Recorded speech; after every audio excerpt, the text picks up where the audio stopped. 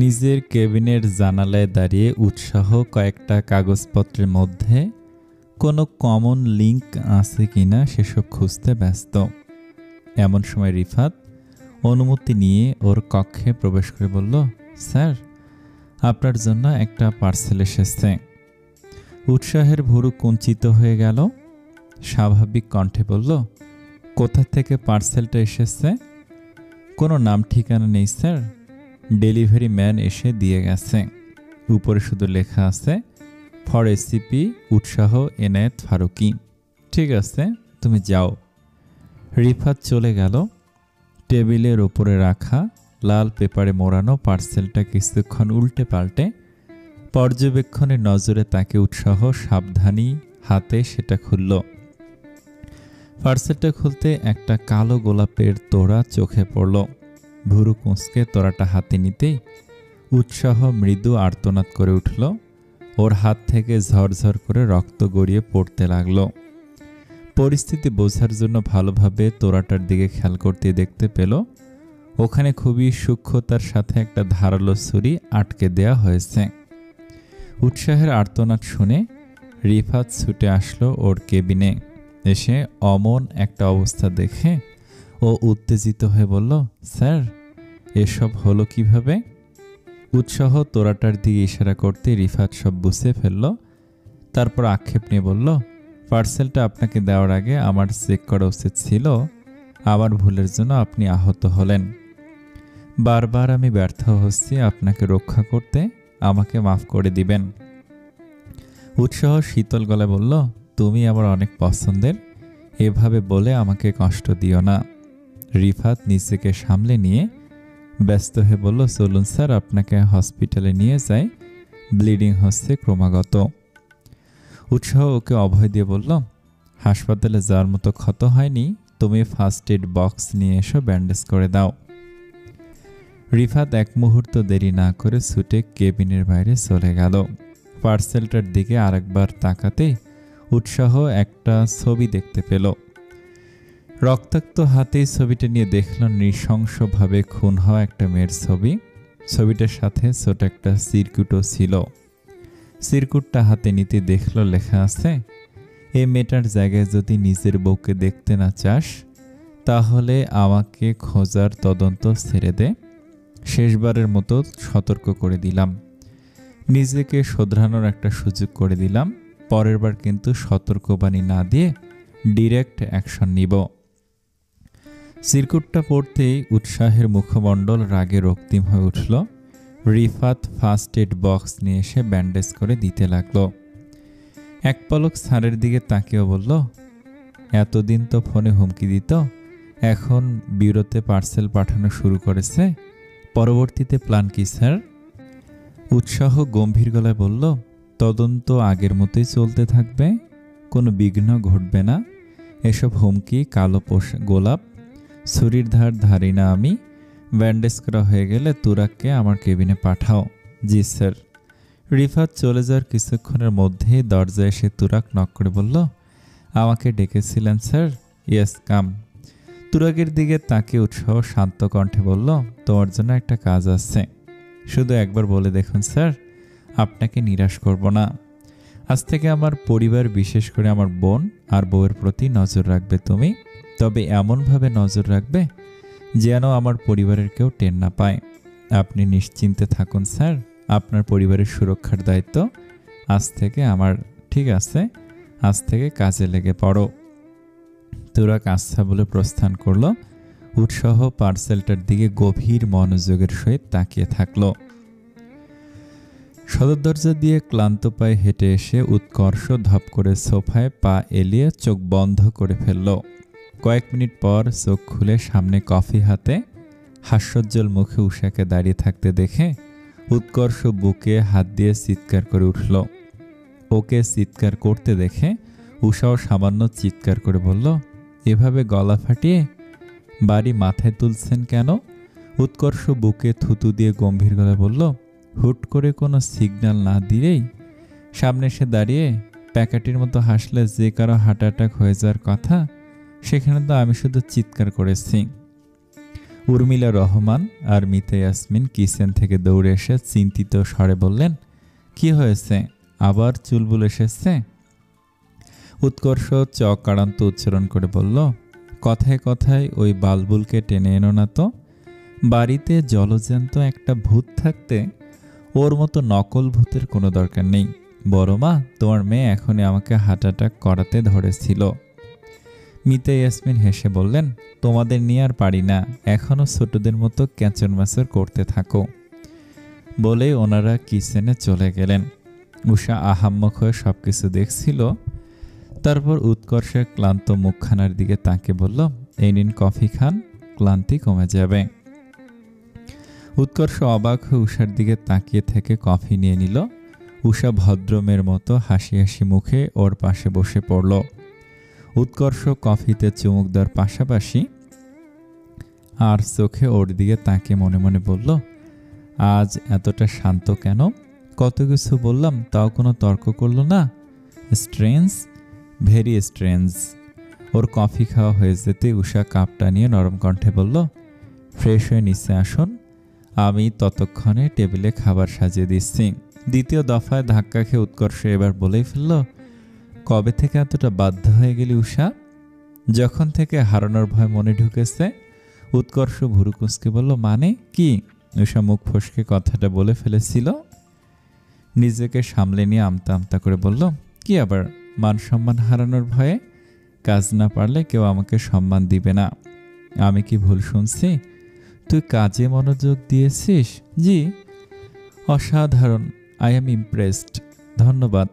ধন্যবাদ দেওয়ার জন্য ধন্যবাদ। ধন্যবাদ দেওয়ার জন্য ধন্যবাদ দেওয়ার জন্য ধন্যবাদ। ধন্যবাদের জন্য ধন্যবাদের জন্য ধন্যবাদ দেওয়ার জন্য ধন্যবাদ। উমা সিঁড়ি বেয়ে নামতে নামতে বলল, কি দরকার? ধন্যবাদ ধন্যবাদ শুরু করেছো তোমরা?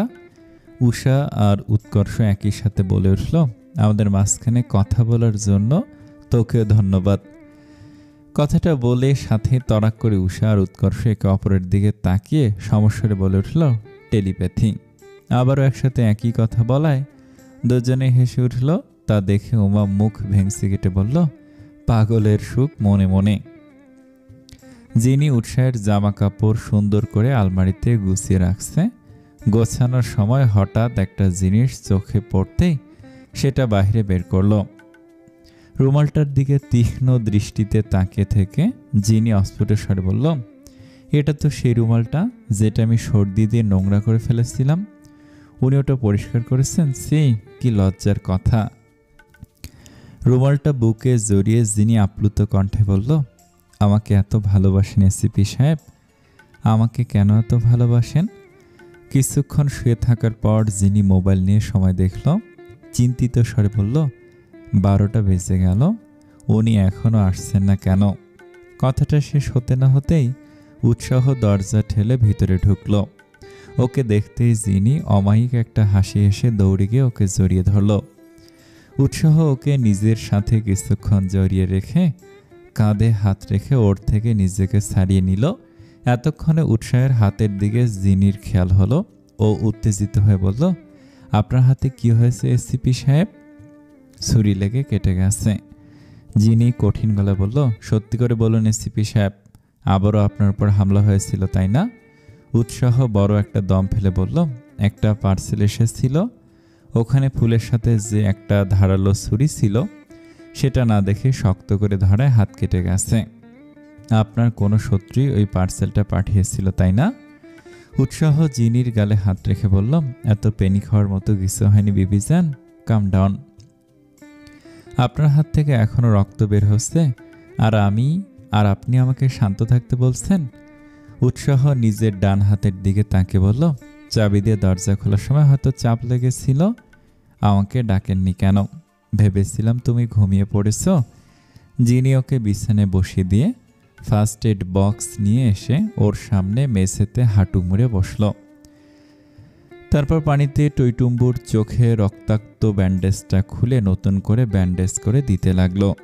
যিনিকে ব্যান্ডেজ করার পাশাপাশি হাতের উল্টো পিঠ দিয়ে চোখ মুছতে দেখে উৎসাহ শান্ত কণ্ঠে বলল, আমার কিছু হয়নি তো বিবিজান, কান্না করছো কেন? যিনি ক্রন্দনরত চোখ দুটো তুলে উৎসাহের দিকে তাকিয়ে বলল, এই ক্ষত আপনার কাছে সামান্য হলেও আমার কাছে তা মৃত্যু যন্ত্রণার সমতুল্য। ও বিবিজান, এরপর থেকে নিজের খেয়াল রাখবো, তবু কান্না থামাও প্লিজ। কান্না থামাবো এক শর্তে। বলুন মহারানী, কি শর্ত? আমাকে কথা দিন আপনি আমাকে কোনোদিন একা ছেড়ে হারিয়ে যাবেন না, সারা জীবন আমার পাশে থাকবেন। বুড়ো বয়সে দুজন মিলে নাতি নাতনিদের আমাদের ভালোবাসার গল্প শোনাবো, কথা দিন। উৎসাহ মুচকি হেসে জিনির হাতে হাত রেখে বলল, কথা দিলাম বিবিজান, সারা জীবন তোমার ছায়া হয়ে থাকব, তোমার সাথে জীবনের শেষ নিঃশ্বাস ত্যাগ করার পূর্ব মুহূর্ত পর্যন্ত থাকব। এবার অন্তত একটু হাসো। জিনি ক্রন্দনরত মুখে সামান্য হাসল। ব্যান্ডেজ করা শেষে জিনি উৎসাহকে ফ্রেশ হতে বলে নিচে খাবার গরম করার জন্য চলে গেল। কিছুক্ষণ পর টি শার্ট পরে উৎসাহ ডাইনিং টেবিলে এসে বলল, ও আসার সাথেই জিনি নিজ হাতে ওকে খাইয়ে দিতে লাগলো। তা দেখে উৎসাহ বাঁকা হেসে বলল, বাহ, স্বামীর প্রতি এত ভালোবাসা, সব পর লোভে এত যত্ন করতেছ। জিনি আরেক লোকমা খাবার ওর সামনে ধরে বলল, লোভে না, একমাত্র স্বামী বলে কথাতে একটু সেবা করতেছি। উৎসাহ চোখ মুখ কঠিন করে গম্ভীর গলায় বলল, ও বুঝতে পেরেছি, তুমি আরও বিয়ে করতে চাও তাই না? কাকে আমার সতীন বানাতে চাচ্ছ বিবিজান? বলো দেখি, কে সেই ছেলে যে আমার সতীন হতে চাচ্ছে? উৎসাহের গম্ভীর মুখে এমন বাচ্চা সুলভ কথা শুনে জিনি জোরে হেসে উঠে বলল, পাগল লোক, কথা বন্ধ করে চুপচাপ খেয়ে নিন, ঘুমাতে হবে।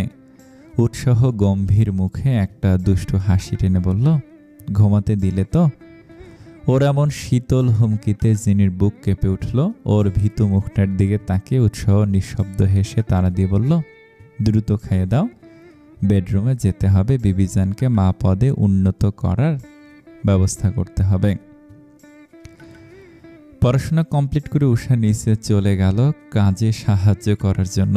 যিনি ইতিমধ্যেই কিচেনে চলে গিয়েছিল, ওকে কিচেনে আসতে দেখে মিতে ইয়াসমিন বললেন, উৎকর্ষকে গিয়ে এক কাপ কফি দিয়ে আয় তো। উষা খুশি মনে কফি নিয়ে উৎকর্ষের রুমের দিকে চলে গেল। ওর রুমের সামনে আসতে উষার ভুরু কুঁচকে গেল। পুরো রুমটা অগোছালো হয়ে আছে, অথচ উৎকর্ষ রুমে নেই। উষা টেবিলের ওপর কফির মগটা রেখে প্রথমে ওর ছড়িয়ে ছিটিয়ে রাখা পোশাকগুলো গুছিয়ে আলমারিতে রাখলো, তারপর বিছানা গোছাতে শুরু করলো। উৎকর্ষ ঘুম থেকে উঠে ফ্রেশ হয়ে ছাদে গিয়েছিল হালকা এক্সারসাইজ করতে। প্রতিদিন সকালে উঠে এক্সারসাইজ করা ওর অভ্যাস। ঘর্মাক্ত গায়ে রুমে প্রবেশ করতে ও সামান্য চমকে উঠল। মাথায় ওড়না দিয়ে উষা ঘর গোছাতে ব্যস্ত। উৎকর্ষ মুগ্ধ নয়নে সে দৃশ্য দেখে মনে মনে বলল, কবে থেকে যে তুই পার্মানেন্টলি আমার ঘর গোছাবি উষা? তোকে খুব দ্রুত বউ বানিয়ে আমার করে নিব প্রেয়সী। পিছনে কারো অস্তিত্ব টের পেতে উষা পিছু ঘুরল। উৎকর্ষকে দেখে ও কোমরে দুহাত গুছিয়ে কর্কশ কণ্ঠে বলল, একটু ঘরটাও গুছিয়ে রাখতে পারেন না? ছোট বাচ্চাদের রুমও আপনার রুমের মতো ঝকঝকা ফকফকা। উৎকর্ষ উষাকে জ্বালানোর জন্য বলল, একটা ভাবি এনে দে, তাহলেই তো আর এত অগোছালো থাকবে না আমার রুমটা। উষা নিমিষে স্থির হয়ে গেল। শান্ত চোখে কিছুক্ষণ ওর দিকে তাকিয়ে থেকে কিছু না বলেই রুম থেকে বেরিয়ে গেল।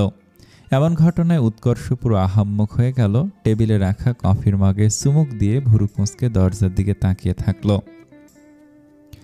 উষা দ্রুত পদে নিজের রুমে এসে দরজা বন্ধ করে দিল। তারপর দরজার সামনে হাঁটু মুড়ে বসে কাঁদো কাঁদো স্বরে বলল, আপনার এমন দু একটা খামখেয়ালিপূর্ণ কথা মুহূর্তে আমার দাঁড় করানো সমস্ত লজিক, সমস্ত বিশ্বাস ধূলিসাৎ করে দেয়। আপনি যে আমাকে ভালোবাসেন এটা আমি মনে প্রাণে বিশ্বাস করতে চাই উৎকর্ষ। দয়া করে আমার বিশ্বাসকে ভেঙে দিবেন না। আপনি আমাকে ভালোবাসেন, আপনি আমাকে ভালোবাসেন, আপনি আমাকে ভালোবাসেন, শুধুমাত্র আমাকে। নিজেকে যথাসম্ভব সামলে নিয়ে উষা চোখে মুখে পানি ছিটিয়ে বাইরে চলে গেল। খাওয়া দাওয়া শেষে উৎসাহ আর উৎকর্ষ কাজে চলে গেল। উষা জিনির সাথে লনে গিয়ে কিছুক্ষণ আড্ডা দিল। আজ ওদের কোচিং বন্ধ, তাই বাড়িতেই থাকবে, কিন্তু উষার একজন বান্ধবী ফোন দিয়ে কিছু জরুরি কাজে ওকে ডেকে পাঠিয়েছে। ফলশ্রুতিতে ও রেডি হয়ে বান্ধবীর বাড়ির উদ্দেশ্যে চলে গেল। জিনিকে নিজের সাথে নিয়ে যেতে চেয়েছিল, কিন্তু ওর নাকি মাথা ব্যথা করছে, তাই উষা একা গিয়েছে। বান্ধবীর সাথে কাজ মিটিয়ে উষা গাড়িতে উঠে পড়ল। কিছুক্ষণ যাওয়ার পর জ্যামে আটকে গেল। তা দেখে উষা বিরক্তিতে চকারান্ত শব্দ করে জানালার কাঁচ নামিয়ে বাইরে তাকালো। হঠাৎ রাস্তার পাশে থাকা পার্কে চোখ যেতে উষা স্তব্ধ হয়ে গেল। উৎকর্ষ ফারিহার সাথে হাঁটতে হাঁটতে কথা বলতেছিল। তারপর একটা আইসক্রিম কিনে এনে ফারিহার হাতে দিয়ে দিল। ফারিহা সামান্য হেসে আইসক্রিমটা নিয়ে খেতে লাগলো। উক্ত দৃশ্য দেখে উষার বুকে অসহনীয় ব্যথা শুরু হয়ে গেল। শ্বাস নিতে প্রচণ্ড বেগ পেতে হলো। কোনো মতে অস্ফুট স্বরে বলল, ড্রাইভার আঙ্কেল, দ্রুত এখান থেকে চলুন, আমার শরীর ভালো লাগছে না। ড্রাইভার ফরিদ মিয়া পিছু ঘুরে উষার অবস্থা দেখে বিচলিত হয়ে বললেন, মামুনি, কি হয়েছে তোমার? ডাক্তারের কাছে নিয়ে যাব? না, আমি বাড়ি যাব। ভাগ্যক্রমে তখন জ্যাম কিছুটা কমে এসেছিল, তাই ফরিদ মিয়া দ্রুত গাড়ি স্টার্ট দিয়ে বাড়ির উদ্দেশ্যে চলে গেলেন। গাড়ি থেকে কোনো মতে নেমে উষা বাড়ির ভিতরে চলে গেল। ওকে এমন অবস্থায় প্রবেশ করতে দেখে উর্মিলা, মিতা আর জিনি তস্ত্র পায়ে ওর দিকে এগিয়ে আসলো। মিতা ইয়াসমিন চিন্তিত স্বরে বললেন, কি হয়েছে মা? উষা ক্ষীণকণ্ঠে বলল, মনে হয় প্যানিক অ্যাটাক হয়েছে। কথাটা শোনার সাথেই ওনারা উষাকে ওর রুমে গিয়ে শুয়ে দিল। তারপর নির্দিষ্ট ওষুধ খাইয়ে দিলেন। উষা এখন কিছুটা সুস্থ বোধ করছে। ওকে স্বাভাবিক হতে দেখে উর্মিলা আর মিতা ইয়াসমিন স্বস্তির নিঃশ্বাস ফেলে কিচেনে চলে গেলেন ওর জন্য কিছু রান্না করতে। যিনি উষার মাথায় হাত রেখে বলল, রোমিও আমাকে ভয় পেয়ে দিয়েছিলি, হঠাৎ অ্যাটাক হলো কিভাবে? উষা জিনির দিকে এক দৃষ্টিতে তাকে কিছু একটা বলতে ধরেও বলল না। চোখ সরিয়ে নিয়ে মজা করে বলল, তোকে ছাড়া বাইরে গিয়েছি, তাই তো এই অবস্থা। যিনি কপট রাগ দেখে বলল, সবসময় শুধু মজা, তাই না? একটা ফাঁকা ব্রেঞ্চে দূরত্ব বজায় রেখে উৎকর্ষ আর ফারিহা বসে পড়ল। তারপর সামনের দিকে চোখ নিবদ্ধ করে উৎকর্ষ বলল, আইসক্রিমও কিনে দিয়েছি, এখন অন্তত বল কি এমন জরুরি কথা আছে তোর, যার জন্য অফিস থেকে পার্কে নিয়ে আসলি আমাকে? ফারিহা আইসক্রিমে কামড় দিয়ে উৎকর্ষের দিকে তাকিয়ে বলল, তোকে আমি অনেকদিন থেকে ভালোবাসি উৎকর্ষ, আমি তোকে বিয়ে করতে চাই। উৎকর্ষ যার পার নাই শান্ত গলায় সামনের চোখ নিবদ্ধ রেখে বলল, আমি অন্য একজনের ফারিহা, তুই আমার কাছে বান্ধবী কম বোন, তোকে কখনোই আমি ওই নজরে দেখিনি। ফারিহা তৎক্ষণাৎ বলে উঠল, আগে দেখিসনি তো কি হয়েছে, আজ থেকে বউয়ের নজরে দেখ। বললাম তো আমি অন্য একজনের, ওই একজন ছাড়া বাকি সবাই আমার কাছে বোন সমতুল্য। তুই মিথ্যা বলছিস তাই না? আমি কেন মিথ্যা বলতে যাব? আমাকে দেখে কি তোর মিথ্যাবাদী বলে মনে হয়? না, সেটা বলিনি, আসলে তোকে কখনো কোনো মেয়ের সাথে কথা বলতে দেখিনি, তাই মনে হলো। উৎকর্ষ নিশ্চুপ থাকলো। ফারিহা পুনরায় বলে উঠল, মেয়েটা কি উৎকর্ষ? উৎকর্ষ ব্রেঞ্চ থেকে উঠে বলল, আয় তোকে ড্রপ করে দেই, আমার অফিসে প্রয়োজনীয় কাজ আছে। ফারিহা ছলছল চোখে কিছুক্ষণ ওর দিকে তাকিয়ে থেকে উঠে পড়ল। তারপর ওর গাড়িতে গিয়ে বসে পড়ল। উৎকর্ষ স্বাভাবিক মুখভঙ্গিতে গাড়ি চালাচ্ছে। ফারিহা কান্নারত মুখে ওর দিকে তাকিয়ে আছে। ফারিহাকে ওর বাড়ির সামনে নামিয়ে দিয়ে উৎকর্ষ চলে গেল। ওর যাওয়ার দিকে ক্রন্দনরত ফারিহা অসহায় মুখে তাকিয়ে থেকে চোখ মুছে নিল। তারপর বাড়ির ভিতরে চলে গেল। উষা বিশ্রাম নেওয়ার অজুহাত দেখে জিনিকে রুম থেকে চলে যেতে বলল। জিনি দরজাটা আলতো করে লাগিয়ে দিয়ে নিচে চলে গেল। ও চলে যেতেই উষা বালিশে মুখ চাপা দিয়ে ফুপিয়ে কেঁদে উঠল। এভাবে অনেকক্ষণ কাঁদার পর সে ফোপাতে লাগলো, উনি আমাকে ভালোবাসেন না, বোন হিসেবে আমার এত যত্ন নিতেন। আমার ধারণা ভুল প্রমাণিত হলো। আমার বিশ্বাস ভেঙে চুরমার হয়ে গেল। এখন আমি কি করব? আমার অনুমান কখনোই ভুল হয় না। তাহলে আজ কেন জীবনের সবচেয়ে গুরুত্বপূর্ণ ভালো লাগার অনুমানটা মিথ্যে হতে পারলো? আমি মরে যাচ্ছি টমেটো সস, আমি মরে যাচ্ছি। কারো পদধ্বনি কানে আসতে উষা বিলাপ বন্ধ করে চোখ মুখ মুছে মুখমণ্ডল স্বাভাবিক করল। উৎকর্ষ ব্যস্তভাবে দরজা ঠেলে ভিতরে ঢুকে চিন্তিত মুখে উত্তেজিত হয়ে বলল, ঠিক আছিস উষা? বড় মা বলল তোর প্যানিক অ্যাটাক হয়েছিল। উষা শান্ত চোখে কিছুক্ষণ উৎকর্ষের দিকে তাকিয়ে থেকে মৃদুস্বরে বলল, একদম ঠিক আছে এখন। তোর গলা এমন শোনাচ্ছে কেন? কিছু না, অসুস্থ হয় হয়তো একটু পরিবর্তন হয়েছে। আমার কণ্ঠ নিয়ে আপনাকে ভাবতে হবে না। উৎকর্ষ উষার দিকে এগিয়ে গিয়ে ওর কপালে হাত রাখতে ধরতেই উষা খপ করে ওর হাতটা ধরে ফেলল।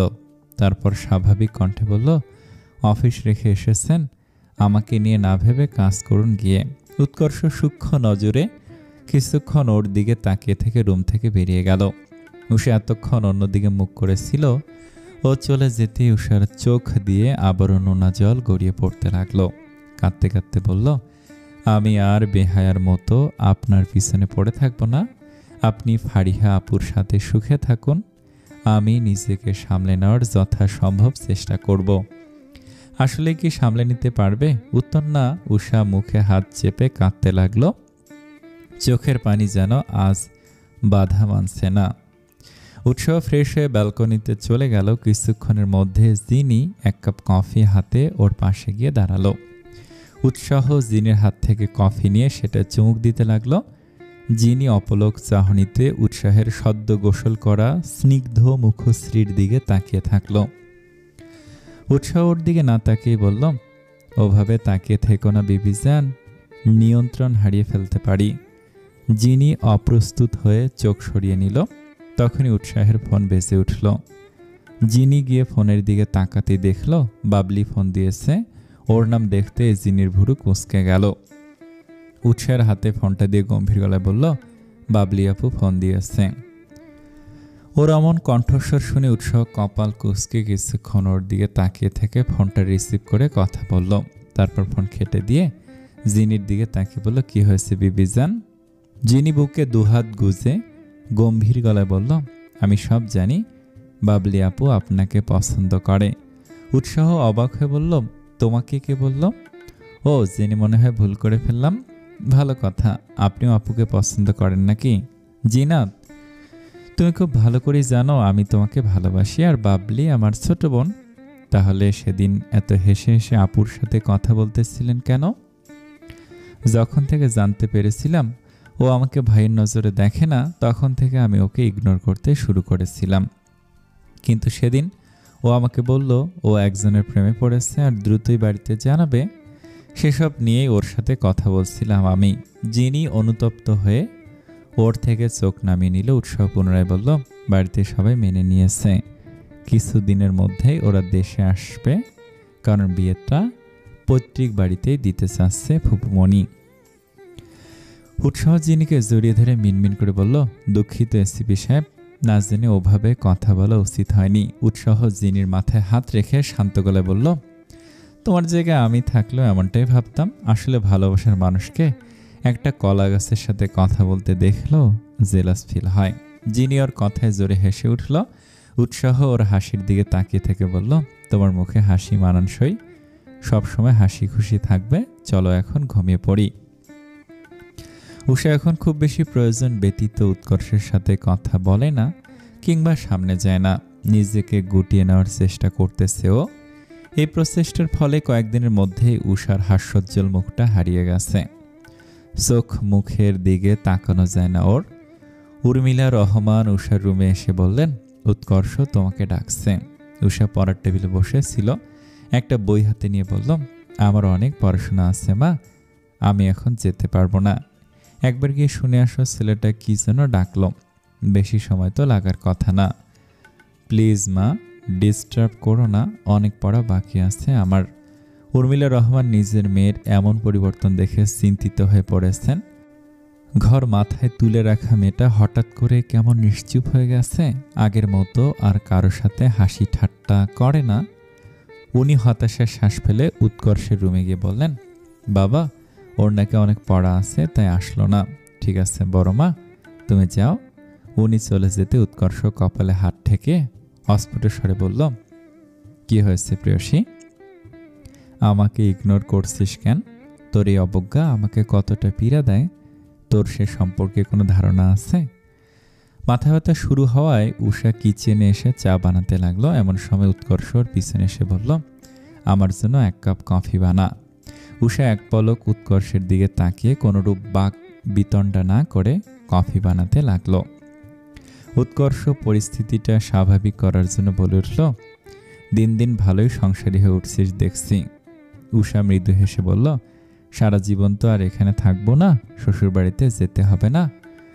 কথাটা কানে যেতে উৎকর্ষের চোয়াল শক্ত হয়ে গেল। দাঁতে দাঁত চেপে বলল, বাড়ি থেকে চলে যাওয়ার খুব শক্ত, বিয়ে করার জন্য পাগল হয়ে গেছিস মনে হচ্ছে। মেয়ে হয়ে যখন জন্মেছি শ্বশুরবাড়ি তো তাহলে একদিন একদিন যেতেই হবে, আর বিয়ের বয়সও তো হয়ে গেছে।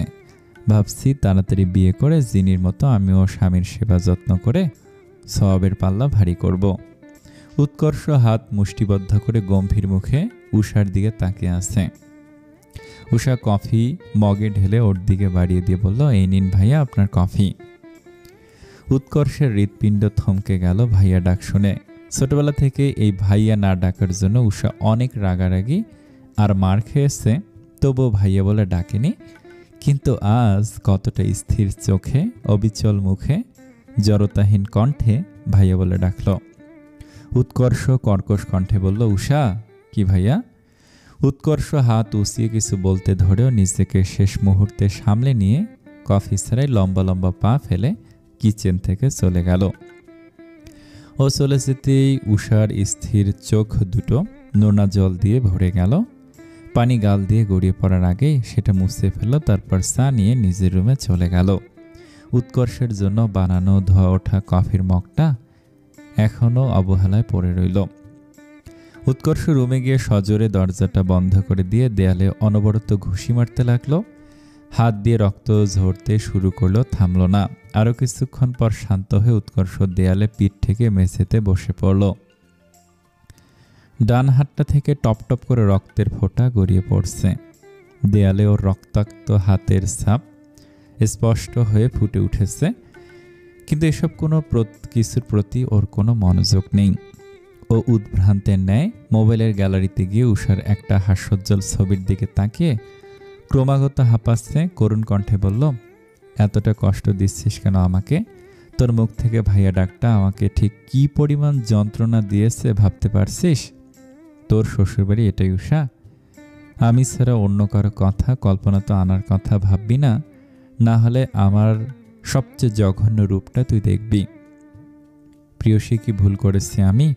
উষা মানে সকাল, তাহলে তুই কেন আমার জীবনে অমানিসা আনতে চাচ্ছিস? আমাকে এভাবে নরক যন্ত্রণার সাথে পরিচয় করে দিস না প্লিজ। কোচিংয়ের জন্য রেডি হয়ে জিনি আর উষা ড্রয়িং রুমে চলে গেল। উৎকর্ষ হাতে ব্যান্ডেজ করে নিচে এসে ঠান্ডা গলায় বলল, চলো তোমাদের পৌঁছে দিয়ে আসি। উষা তৎক্ষণাৎ বলে উঠল, দরকার নেই, ড্রাইভার আঙ্কেল গাড়ি বের করেছে, ওনার সাথে যাব। উৎকর্ষ শান্ত চোখে কিছুক্ষণ উষার দিকে তাকিয়ে থেকে উল্টো ঘুরে নিজের রুমে চলে গেল। উষা এক পলক ওর যাওয়ার দিকে তাকিয়ে জিনির সাথে গাড়ি থেকে উঠে পড়ল। উষাকে পর্যবেক্ষণ কিছুক্ষণ করে জিনি ওর হাতে হাত রেখে নরম কণ্ঠে বলল, রোমিও কি হয়েছে? কদিন থেকে এমন নিশ্চুপ হয়ে গেছিস কেন? কিছু না রে, সত্যি করে বল উষা, আমি জানি তুই কিছু লুকাচ্ছিস। কি লুকাবো? আসলে ভার্সিটিতে যদি চান্স না পাই তাহলে সবাইকে মুখ দেখাবো কিভাবে, সেই চিন্তায় এই অবস্থা হয়েছে আমার। কতগুলো পড়া বাকি আছে ভাবতে পারিস? আমার তো ভাবতে মাথা ঘুরতে শুরু করে দেয়। এটা ছাড়া আর কিছু নেই তো? উষা জানালার দিকে মুখ করে বলল, না।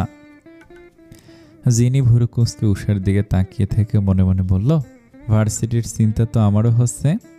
তাই বলে কি আমি নিশ্চুপ হয়ে গেছি? নিশ্চয়ই কোনো ব্যাপার আছে যেটা তুই আমার থেকে লুকোচ্ছিস। যদি ভুল না হয়ে থাকি তাহলে উৎকর্ষ ভাইয়াকে নিয়ে কিছু হয়েছে। সূর্যের লালিমা হারিয়ে গিয়ে রাতের জ্যোৎস্না পদার্পণ করেছে। উর্মিলা রহমান বারবার সদর দরজার দিকে উকি ঝুঁকি মারছেন। উষা আর জিনি পড়াশোনা কমপ্লিট করে সবেমাত্র ড্রয়িং রুমে এসেছে। এসে উর্মিলা রহমানকে এমন উদ্বিগ্ন দেখে উষা জিজ্ঞাসা করল, কারো কি আসার কথা মা? এত অস্থির হয়ে আসছো কেন? জিনিও উত্তরের আশায় ওনার দিকে তাকালো। উর্মিলা রহমান চিন্তিত গলায় বললেন, তোমরা কোচিংয়ে যাওয়ার কিছুক্ষণ পরে উৎকর্ষ বাইরে বের হয়েছে, এখনো ফেরেনি। তার উপর ওর হাতে ব্যান্ডেজও ছিল। অনেক জেরা করার পরেও হাতে কি হয়েছে সেটা না বলে বেরিয়ে গিয়েছে। মিতে ইয়াসমিন ড্রয়িং রুমে আসতে আসতে বললেন, আবারও হয়তো কারোর সাথে মারামারি করেছে। তোমার গুণধর ছেলে, এই ছেলেটাকে আমি মানুষ করতে পারলাম না। উৎসাহ কতটা শান্তশিষ্ট, অন্যদিকে এই ছেলে যে এতটা রাগী স্বভাবের কিভাবে হলো কে জানে। উষা বিষণ্ণ মুখে মাথা নিচু করে মনে মনে বলল, ফারিহা আপুর সাথে কোনো ঝামেলা হয়েছে হয়তো, তাই আপুর সাথে সবকিছু মিটমাট করতে গিয়েছে। চোখ পানিতে ভরে উঠতে উষা কেউ দেখার আগেই সন্তর্পণে সেটা মুছে নিল। তখনই কলিং বেল বেজে উঠল। উর্মিলা রহমান দ্রুত পায়ে গিয়ে দরজা খুলে দিলেন। উৎকর্ষ মলিন মুখে ভেতরে প্রবেশ করে উষার দিকে তাকালো। উষা মাথা নিচু করে বসে আছে। মিতে ইয়াসমিন কর্কশ কণ্ঠে বললেন, তোমার হাতে ব্যান্ডেজ কেন উৎকর্ষ? আবার কার সাথে মারামারি করেছ? তুমি কি এখনো ভালো হবে না? উৎকর্ষ এখনো উষার দিকে তাকিয়ে আছে। দুর্বল কিন্তু দৃঢ় কণ্ঠে বলল, নিশ্চিন্তে থাকতে পারো মা, আমি কারোর সাথে মারপিট করিনি। তাহলে হাতে ব্যান্ডেজ কেন? ভুলে পাঞ্চিং ব্যাগ ভেবে দেয়ালে ঘুষি মেরেছিলাম বলে উৎকর্ষ লম্বা লম্বা পা ফেলে দোতলায় চলে গেল। উষা এতক্ষণ আর নয়নে বারবার উৎকর্ষের ব্যান্ডেজ করা হাতটার দিকে তাকিয়েছিল। মিতে ইয়াসমিন চেঁচিয়ে বললেন, এই ছেলে এসব আজগুবি লজিক দেখে পার পেয়ে যাবে ভেবেছ? আজ তোমার একটা ব্যবস্থা করেই ছাড়ব। দিন দিন বেয়াদবির মাত্রা ছাড়িয়ে যাচ্ছে। উর্মিলা রহমান ধমকে উঠে বললেন, আহ ছোট, তুই থামবি? ছেলেটা যখন বলতে চাইছে না তাহলে তো জোর করছিস কেন? দেখছিস না কতটা ক্লান্ত হয়ে বাড়ি ফিরেছে? আর একটা কথা বলবি না। আদর দিয়ে ওকে বাদর বানিয়ে ফেললে ভাবি। রাগ দেখে মিতে ইয়াসমিনের নিজের রুমে চলে গেলেন। উর্মিলা রহমান একটা দীর্ঘশ্বাস ফেলে নিজেও ওনার পিছু পিছু চলে গেলেন। যিনি ভুরু কুঁচকে উষার দিকে তাকিয়ে বলল, ভাইয়া আর তোর কারোরই ব্যবহার আমার স্বাভাবিক মনে হচ্ছে না, কাহিনী কি বলতো? উষা উঠে দাঁড়িয়ে বলল, আমার এই আচরণের কারণ তোকে বলেছি, এখন ওনার আচরণের কারণ কি সেটা আমি জানি না, অনেক ক্লান্ত লাগছে, আমি ঘুমাবো। বলেই উষা ধীর পায়ে দোতলায় চলে গেল। যিনি উদ্বেগ নিয়ে সোফায় বসে থাকল। ও চিন্তায় এতটাই মগ্ন হয়েছিল যে উৎসাহ কখন ওর পাশে এসে বসেছে সেটা বুঝতেই পারেনি। হঠাৎ পাশে তাকাতেই যিনি ভূত দেখার মতো চমকে উঠে চিৎকার করতে ধরতেই উৎসাহ ওর মুখ চেপে ধরে বলল, চিল্লানি দিও না, এটা আমি, কোনো ভূত না। উৎসাহ হাত সরিয়ে নিতেই যিনি বুকে হাত দিয়ে বলল, কখন এসেছেন? একটু আগেই। কাকে নিয়ে চিনতে মগ্ন ছিলে যে আমার মতো একটা ছেলেকে তুমি দেখলে না?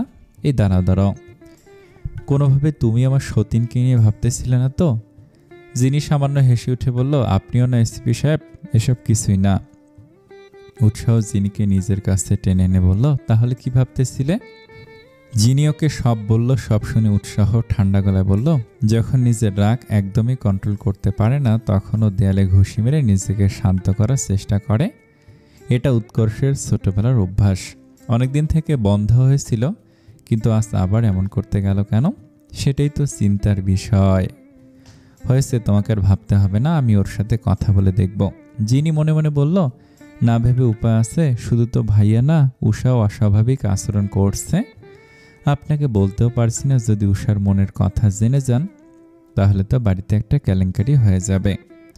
ওকে আবারও ভাবনায় ডুবে থাকতে দেখে উৎসাহ বলল, বললাম তো তোমাকে ভাবতে হবে না, তুমি জাস্ট আমাকে একটু খাইয়ে দাও তাহলেই হবে। যিনি মুস্কি হেসে ওকে নিয়ে ডাইনিং টেবিলে চলে গেল। তারপর উৎসাহকে নিজ হাতে খাইয়ে দিতে লাগলো। উর্মিলা রহমান দরজায় টোকা দিয়ে কোমল কণ্ঠে বললেন, ছোট ছেলেটার উপর রাগ করিস না, ও এখন বড় হয়েছে, ভালো মন্দ বুঝতে শিখেছে। মিতে ইয়াসমিন দরজা খুলে দিয়ে আবারও বিছানায় গিয়ে বসে পড়লেন। উর্মিলা রহমান ওনার পাশে বসে কাঁধে হাত রেখে বললেন, মানসি ছেলেটা একটু রক্সাটা স্বভাবের, তাই বলে কারোর সাথে মারপিট করবে? এতটা অধপতনে যায়নি আমাদের ছেলে। ছোটবেলায় অবুঝ ছিল, তাই না হয় একটু মারামারি করত, কিন্তু বুঝদার হওয়ার পর থেকে তো আর কোনো অভিযোগ পাইনি আমরা। তাহলে কেন ওকে অবিশ্বাস করছিস? অবিশ্বাস করছি না ভাবি, আসলে ছেলেটাকে নিয়ে সবসময় চিন্তা থাকি, রাগের মাথায় কখন কার সাথে কি করে বসে। ও নিজেকে নিয়ন্ত্রণ করতে জানে ছোট, তুই শুধু শুধু চিন্তা করছিস, দেখলে না ওর হাতের অবস্থা। আমি মা হয়ে এসব কিভাবে সহ্য করতে পারি? ওর ব্যথা মানে যে আমার ব্যথা। আমি রাগ দেখাই যাতে ও দ্বিতীয়বার নিজের ক্ষতি করার কথা মাথাতেও না আনে। উর্মিলা রহমান মিতে ইয়াসমিনকে আগলে নিয়ে বলেন, হয়েছে, আর কাঁদিস না, আমি সব বুঝেছি। ছেলেটা কি শুধু তোর? ওর কষ্টে তো আমিও সহ্য করতে পারি না। আরও কিছুক্ষণ মিতার সাথে সময় কাটিয়ে উর্মিলা ড্রয়িং রুমের দিকে চলে গেল। হঠাৎ ডাইনিং টেবিলের দিকে চোখ পড়তে ওনার মনটা শীতলতায় ভরে গেল। যিনি উৎসাহকে খাইয়ে দিচ্ছে আর উৎসাহ গালে হাত দিয়ে মুগ্ধ নয়নে নিজের বিবিজনের দিকে তাকিয়ে খাবার খাচ্ছে। এমন মধুর দৃশ্য দেখে উর্মিলা রহমান বিড়বিড় করে বললেন, সারা জীবন তোমরা এভাবে থাকো, তোমাদের মধ্যে ভালোবাসা আরও তীব্র হয়ে উঠুক, এই দোয়া করি। তারপর উনি হাসি মুখে সেখান থেকে প্রস্থান করলেন। উৎসাহকে ওভাবে তাকিয়ে থাকতে দেখে যিনি লজ্জায় লাল হয়ে বলল, এসিপি সাহেব, এভাবে তাকিয়ে থাকবেন না, আমার লজ্জা লাগে। কিন্তু আমার লজ্জা লাগে না, কারণ আপনি নির্লজ্জ। বিবিজানের থেকে নির্লজ্জ উপাধি পেয়েও গর্বে বুকটা ফুলে উঠল। এর নির্লজ্জতা নিজের আসামিদের সামনে গিয়ে দেখাবেন। কেন, ওরা কি আমার বাচ্চার মা হবে? যিনি ভাষা হারিয়ে ফেলল। এই লোক দিনকে দিন সমস্ত লজ্জা হারিয়ে ফেলছে। দেখা যাবে একদিন ঝেড়ে ঝুড়ে ও ন্যূনতম লজ্জাটুকু ওনার মধ্যে হারিকেন দিয়ে খুঁজে পাওয়া যাবে না। যিনি হাত ধুয়ে প্লেট পরিষ্কার করে সাইডে গুছিয়ে রাখল। উৎসাহ ঘোর লাগা কণ্ঠে বলল, বিবিজান, চরম লেভেলের রোমান্স পেয়েছে, দ্রুত বেডরুমে চলো। যিনি সবেমাত্র পানি মুখে দিয়েছিল, উৎসাহের কথা শ্রবণ হতে ওর নাকে মুখে পানি উঠে গেল। ফলশ্রুতিতে কাশতে শুরু করলো। উৎসাহ ওর মাথায় হালকা থাপ্পড় দিতে লাগলো। নিজেকে সামলে নিয়ে যিনি উৎসাহের দিকে হতভম্ব চোখে তাকে বলল, অসভ্য লোক। উৎসাহ যিনিকে পাজাকোলা করে তুলে নিয়ে বলল, অসভ্যতামির এখনো কি দেখেছ? বেডরুমে চলো। অসভ্যতামি কাকে বলে, কত প্রকার আর কি কি সব বোঝাচ্ছি। উদিতা ফারুকিরা গতকাল এসে পৌঁছেছে। বাবলি শ্বশুরবাড়ির লোকজনেরাও এসেছে। বিয়েটা এ বাড়িতে অত্যন্ত ধুমধামের সহিত আয়োজন করা হবে। ছেলেটা লন্ডনের নিজস্ব বিজনেস রয়েছে, দেখতেও যথেষ্ট সুদর্শন। বাবলি কিছুক্ষণ আগে সবার সাথে নিজের হবু বর সমুদ্রের পরিচয় করিয়ে দিয়েছে। আজ থেকে বিয়ের কার্যক্রম শুরু হবে। পুরো বাড়ি চমৎকারভাবে ডেকোরেশন করা হয়েছে। ছাদটা রং বেরঙের ফুল দিয়ে সাজিয়ে রাখা হয়েছে সন্ধ্যায় মেহেন্দি অনুষ্ঠান করার জন্য। যিনি পিত কালার একটা জামা পরেছে, উৎসাহ বারবার ওকে শাড়ি পরতে বারণ করেছে। অগত্যা স্বামীর আদেশ তো পালন করতেই হবে। যিনি তৈরি হয়ে উষার রুমে চলে গেল। উষা ব্লাউজ আর পেটিকোট পরে আহামকের মতো দাঁড়িয়ে আছে। যিনি ওর কাছে গিয়ে বলল, এভাবে দাঁড়িয়ে আছিস কেন? নাকি শাড়ি না পরে বাইরে যাওয়ার প্ল্যান করছিস? উষা কঠিন চোখে জিনির দিকে তাকে বলল, শাটাপ শালা।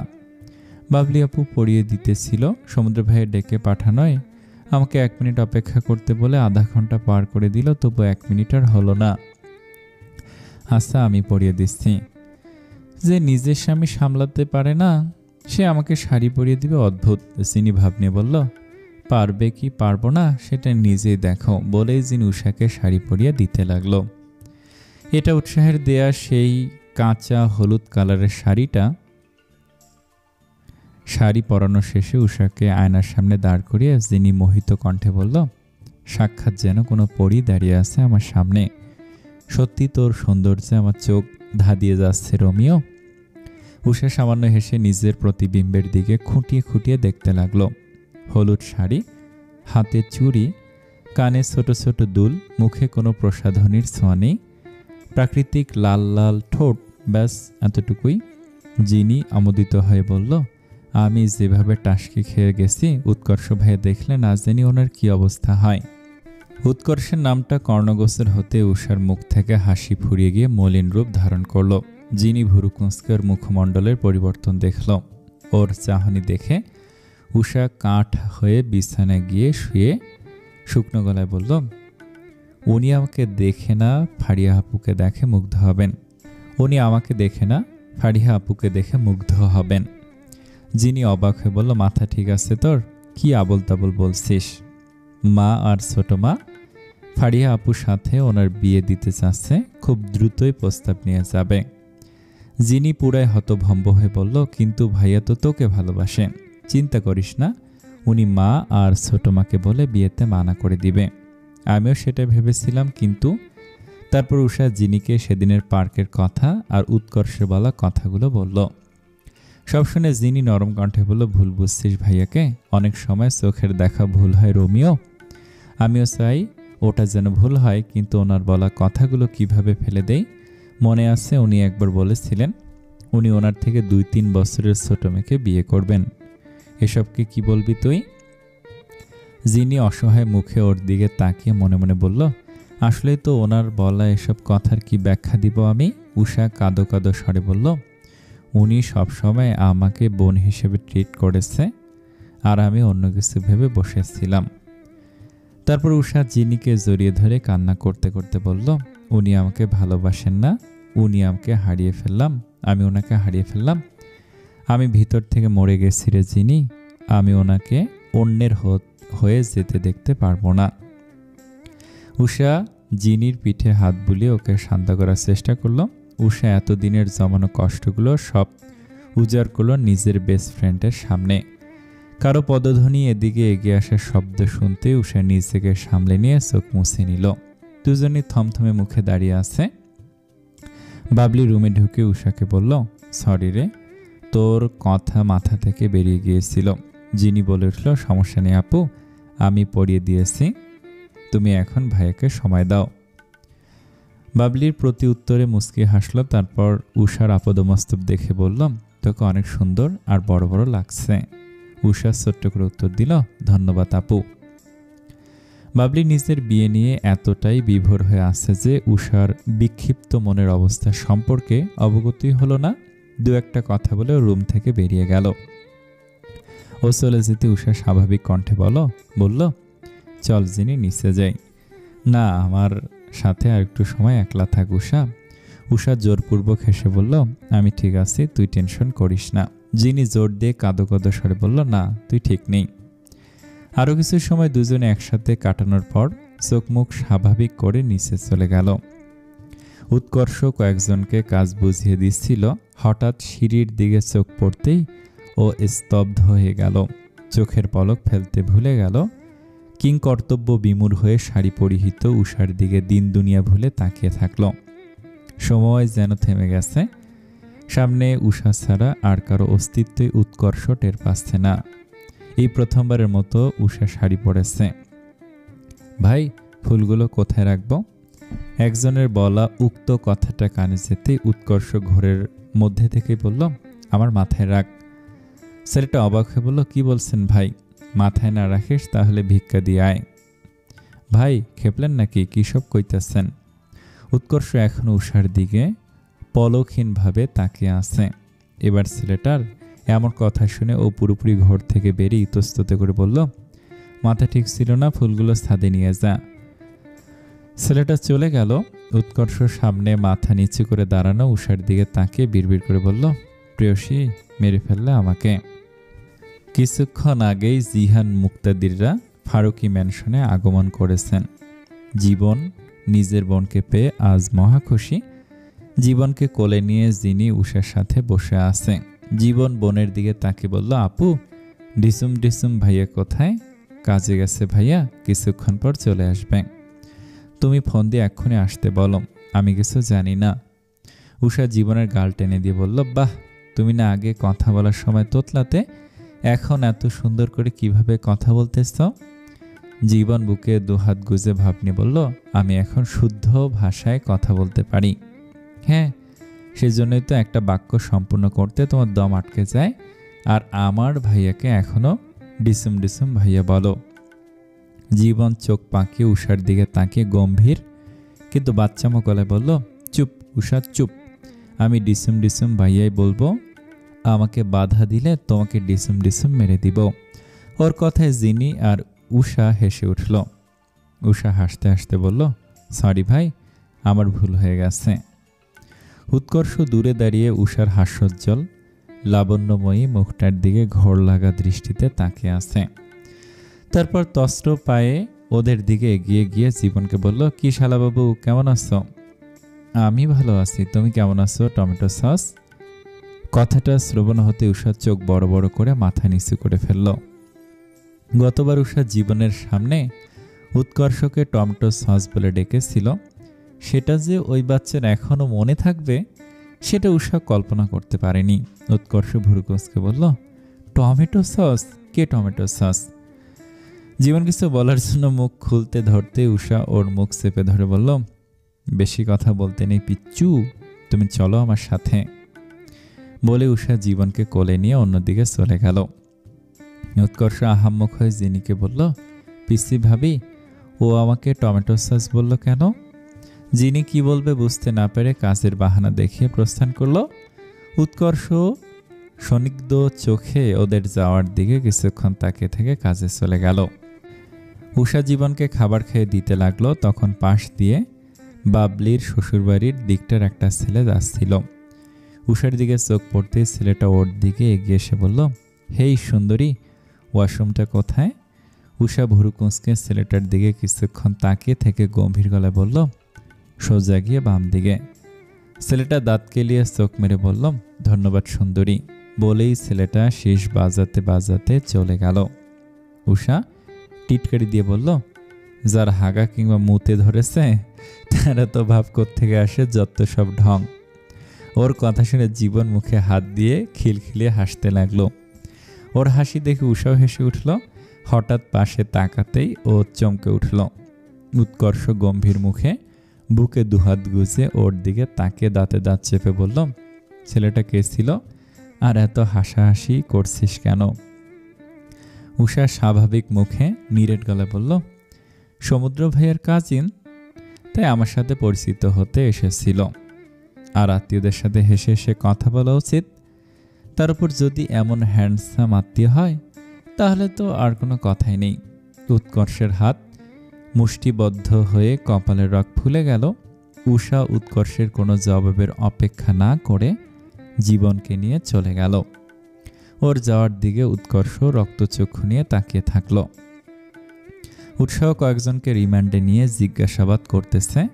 এই কয়েকদিন ও ঘোস্ট মাস্টারের বেশ কিছু কোম্পানিতে রেড দিয়ে অবৈধ অস্ত্রপাতি জব্দ করে কোম্পানিগুলোতে সিল মেরে দিয়েছে। যথেষ্ট প্রমাণও হাতে এসেছে ঘোস্ট মাস্টারকে অবিলম্বে জেলে ঢুকানোর জন্য। কিন্তু আফসোসের কথা হচ্ছে, এই পালের গোদার পরিচয় এখনও উৎসাহ জানতে পারেনি। সিলমারা কোম্পানিগুলোর মালিকদের রিমান্ডে নিয়েও উৎসাহ এখনও পর্যন্ত ঘোস্ট মাস্টারের আসল পরিচয় জানার কোনো সূত্র বের করতে পারেনি। কিন্তু তবু উৎসাহ হাল ছেড়ে দেয়নি। যে করেই হোক না কেন এই ঘোস্ট মাস্টারকে খুঁজে বের করবেই করবে। রিমান্ডে নেওয়া মানুষ দুটো হাত জোর করে উৎসাহকে বলতে লাগলো, বিশ্বাস করুন স্যার, আমি বসকে কোনো দিন নিজের চোখে দেখিনি। শুধুমাত্র ফোনে আলাপ হয়েছে আর ক্ষেত্র বিশেষ ভিডিও কনফারেন্সে মিটিং হয়েছে। ভিডিও কনফারেন্সে মিটিং হলে মুখ দেখার কথা না স্যার। উনি সবসময় একটা কালো আলখেল্লার সাথে মুখে সাদা মুখোশ পরতেন। ওই ভিডিও তোদের কাছে আছে? জানি না স্যার, খুঁজে দেখতে হবে। উৎসাহ ওদের দিকে ফোন ছুঁড়ে মেরে বলল, খুঁজে বের কর দ্রুত। মানুষ দুটো ব্যস্তভাবে ভিডিও খুঁজতে শুরু করলো। এমন সময় রিফাত এসে বলল, স্যার আপনার ফোন এসেছে। উৎসাহ গর্জন করে বলল, দেখছো না কাজ করছি স্টুপিড। রিফাত মিনমিন করে বলল, ম্যাম বারবার ফোন দিচ্ছে স্যার, হয়তো কোনো প্রয়োজন আছে। উৎসাহের রাগী মুখটা মুহূর্তে শীতলতায় ছেয়ে গেল। স্বাভাবিক কণ্ঠে বলল, আমার ফোন দাও। রিফাত ফোনটা দিয়ে দিল। উৎসাহ ফোন দেওয়ার সাথে সাথে জিনি রিসিভ করে ব্যস্ত কণ্ঠে বলে উঠলাম, এসিপি সাহেব আপনি কোথায়? সবাই আপনাকে খুঁজতেছে, দ্রুত আসুন। উৎসাহ মুচকি হেসে শান্ত গলায় বলল, আর তুমি খুঁজছো না? সবাই উৎসাহের হঠাৎ এমন শান্ত কণ্ঠস্বর শুনে চকিতে ওর দিকে তাকালো। যিনি ওপাশ থেকে লজ্জা মাখা স্বরে বলল, আমিও। ও হ্যাঁ, আপনার একমাত্র শালা আসার পর থেকে আপনার কথা বলে বলে আমার কান ঝালাপালা করে দিচ্ছে। জীবন জিনির জামা টেনে ধরে বলল, আপু আমাকে দাও, আমি কথা বলবো। উৎসাহ নিঃশব্দে হেসে বলল, ফোনটা ওকে দাও। যিনি ফোন দিতে জীবন থেমে থেমে বলতে লাগলো, এই ডিসুম ডিসুম ভাইয়া, আসো না কেন? আমি কখন থেকে অপেক্ষা করছি। আসো বলছি, আসো, এক্ষুনি আসবে, 1 সেকেন্ডও দেরি করবে না। উৎসাহ জোরে হেসে উঠে বলল, আসছি, তোমার আপুকে ফোনটা দাও। বলুন এসিপি সাহেব। বিবিজান, একটু জরুরি কাজ করছি, তাই আসতে সামান্য দেরি হবে। সামান্য মানে খুবই সামান্য, ততক্ষণ একটু সামলে নাও। ঠিক আছে এসিপি সাহেব। উৎসাহ ফোন কেটে দিয়ে মুচকি হাসল। সবে আরসুকে এসিপির কাণ্ড কারখানা লক্ষ্য করছে। উৎসাহ পুনরায় মুখটা গম্ভীর করে ধমকে উঠে বলল, কিরে, খুঁজে পেয়েছিস? আচমকা ওর এমন পরিবর্তনে সবে হতভম্ব হয়ে গেল। মানুষ দুইটার মধ্য থেকে একজন কম্পিত কণ্ঠে বলল, পেয়েছি স্যার, দে আমাকে।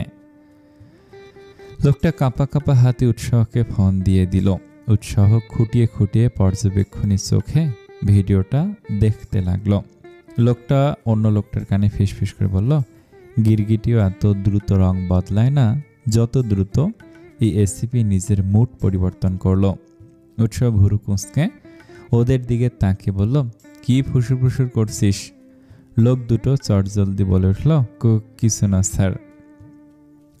উষা ছাদের দিকে যেতে ধরতেই তখনকার ওই ছেলেটা ওর পথ আটকে বলল, হাই, আই এম নয়ন। উষা জোরপূর্বক হেসে বলল, আমি উষা, নাইস টু মিট ইউ। তোমাকে এই শাড়িটা অনেক সুন্দর মানিয়েছে। উষা বিরক্ত বোধ করলেও মানবতার খাতিরে কিছু বলল না। এভাবে টুকটাক কথা বলতে বলতে দুজনে ছাদে চলে আসলো। উৎকর্ষ কিছু ফুল গুছিয়ে রাখছিল। হঠাৎ ওদের দিকে চোখ পড়তে ওর চল শক্ত হয়ে গেল। সামনে উৎকর্ষকে দেখে উষা ইচ্ছা করে মুখে হাসি ফুটিয়ে নয়নের সাথে কথা বলতে লাগলো। নয়ন এতে করে কিছুটা অবাক হলেও সেটা গায়ে মাখল না, কারণ এমন হওয়ায় ওর লাভই হয়েছে। উষার এমন উষ্ণ আচরণে নয়ন বেশ সাহস পেল। উষার মাথায় একটা পাতা উড়ে এসে পড়েছিল। নয়ন সেটা ফেলে দেওয়ার জন্য ওর মাথায় হাত রাখতে ধরতেই একটা পুরুষালী শক্তপোক্ত হাত ওর হাতটা প্রচণ্ড আক্রোশে ধরে ফেলল। নয়না হাতের মালিকের দিকে তাকাতে ভয় পেয়ে গেল। উৎকর্ষ রক্তাভ চোখে গম্ভীর মুখে ওর দিকে তাকিয়ে আছে। উষা পুরো ঘটনায় বেশ হতভম্ব হয়ে গেছে। উৎকর্ষ অত্যন্ত রাগত স্বরে বলল, উষার থেকে দূরে থাকবি ছেলে, নয়তো তোর পিঠের ছাল তুলে ফেলব। ছেলেটা ঘাবড়ে গিয়ে বলল, আমি তো এমনি কথা বলছিলাম। উৎকর্ষ গর্জে উঠে বলল, কথা বলবি না, দূরে থাকতে বলেছি মানে দূরে থাকবি, ভাগ এখান থেকে। হাত ছেড়ে দিতে নয়ন দ্রুত পদে ছাদ থেকে নেমে নিচে চলে গেল। উৎকর্ষ উষার দিকে অগ্নিদৃষ্টিতে তাকিয়ে বলল, খুব সাহস বেড়েছে তোর, তাই না? উষা এতক্ষণ আহাম্মক হয়ে সবকিছু দেখছিল। উৎকর্ষের কথা শ্রবণ হতেই ও অবিচল কণ্ঠে বলে উঠল, কি করেছি ভাইয়া? আত্মীয়ের সাথে কি কথা বলবো না? এমনিতে উৎকর্ষের রাগে গা শিরশির করতেছে, তার উপর উষার এই ভাইয়া ডাকটা যেন ওর রাগে ঘি ঢাললো। ও খপ করে উষার হাতটা ধরে হ্যাঁচকা টান দিয়ে বলল, তুই আমার রুমে চল। উষা নিজের হাত ছাড়িয়ে নেওয়ার চেষ্টা করে বলল, আমার হাত ছাড়ুন ভাইয়া। উৎকর্ষের হাতের বন্ধন আরো শক্ত হলো। ফলশ্রুতিতে উষা ব্যথায় কুকিয়ে উঠল। সেদিকে ভ্রুক্ষেপ না করে উৎকর্ষ ওকে টানতে টানতে নিজের রুমে নিয়ে গেল। রুমে নিয়ে সজোরে দরজাটা লাগিয়ে দিয়ে ও উষাকে দেয়ালে চেপে ধরে কর্কশ গলায় বলল, তোর সমস্যা কি উষা? কেন করছিস এমন? উষা নিজেকে ছাড়িয়ে নিতে নিতে বলল, কি করেছি আমি ভাইয়া? উৎকর্ষ চোখ বন্ধ করে নিজের রাগ সংবরণ করলো। তারপর দাঁতে দাঁত চেপে বলল, আগে তো বোম মেরেও তোর মুখ থেকে ভাইয়া ডাকটা বের করতে পারিনি, তাহলে এখন কেন ভাইয়া ডাকছিস? কারণ এতদিন আমি বেকল ছিলাম, কারণ আমার আক্কেল দাঁত ছিল না, কিন্তু এখন আমার আক্কেল দাঁত গজানোর সাথে সাথে আক্কেলও হয়েছে, তাই আপনাকে ভাইয়া বলে ডাকি। আর যতদূর ওই ছেলের কথা তাহলে বলবো, ছেলেটা মোটামুটি ভালোই ভাবছি, ওকেই বিয়ে করব। বড় ভাই হিসেবে আপনি আমাকে সাপোর্ট। কথাটা সম্পূর্ণ করার আগেই উষার গালে উৎকর্ষের পাথর সমান হাতের থাপ্পড় পড়ল। এমন হয় উষা পুরো ভ্যাবাস্তাকে খেয়ে গেল, গালে হাত দিল। নিজেকে সামলে নেওয়ার আগেই উৎকর্ষর মুখ চেপে ধরে বলল, ওই ছেলেকে পছন্দ হয়েছে? ওকে বিয়ে করবি তুই, আজকের মধ্যে ওর লাশ পড়ে যাবে। উষা গায়ের সর্বশক্তি দিয়ে নিজের মুখ থেকে উৎকর্ষের হাত সরিয়ে নেওয়ার চেষ্টা করে বলল, আমি বিয়ে করলে আপনার সমস্যা কি? নাকি সারা জীবন আমাকে অবিবাহিত থাকতে হবে? উৎকর্ষ দাঁতে দাঁত চেপে বলল, অবিবাহিত কেন থাকবি? বিয়ে অবশ্যই হবে তোর। তো ওই ছেলেকে বিয়ে করলে আপনার সমস্যা কি? আমি তো ওই ছেলেকেই বিয়ে করব। এবার উষার অপর গালে আরেকটা থাপ্পড় পড়ল। এভাবে পরপর দুইটা জোরালো চর খাওয়ায় উষার মাথা ভো ভো করে উঠল। দুগালে দুহাত দিয়ে ও ছল ছল চোখে রাগী মুখে ওর দিকে তাকালো। উৎকর্ষের আগে গজগজ করতে করতে ওর দু কাঁধ চেপে ধরে বলল, সমস্যা আছে, কারণ তুই শুধুমাত্র আমার। আচ্ছা উষা, তুই তো এতটাও ছোট নস যে আমার অনুভূতি বুঝতে পারবি না। কথাগুলো কর্ণে পৌঁছাতে উষার হাত অটোমেটিকলি গাল থেকে নেমে গেল। এতক্ষণে ছটফট করা উষা নিমিষে স্থির হয়ে গেল। চোখ বড় বড় করে উৎকর্ষের দিকে তাকিয়ে থাকল।